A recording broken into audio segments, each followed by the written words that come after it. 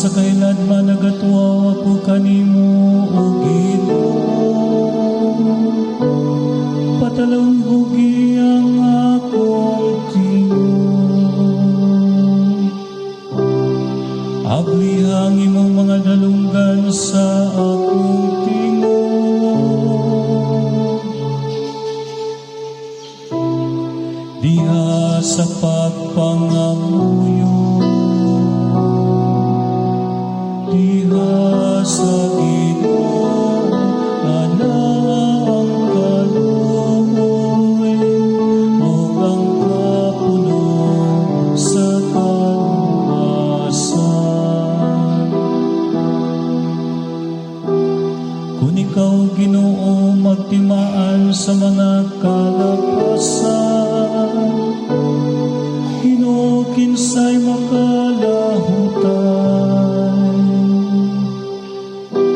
Apan diha kanimo ana ang pasaylo, aron ikaw pagkataho. Diha sa Ginoo ana ang kaluoy ug ang kapuno sa kaluwasan.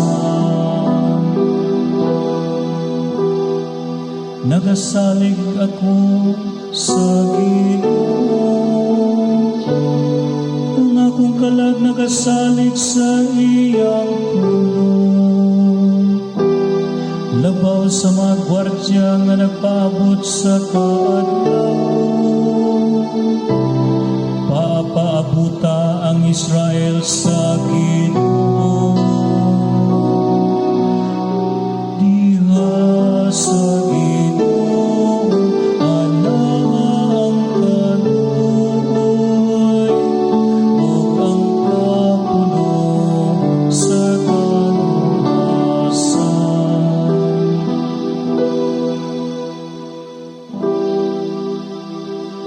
Kay diha sa Ginoo ana ang kaluoy ug diha kaniyang kapuno sa kaluwasan.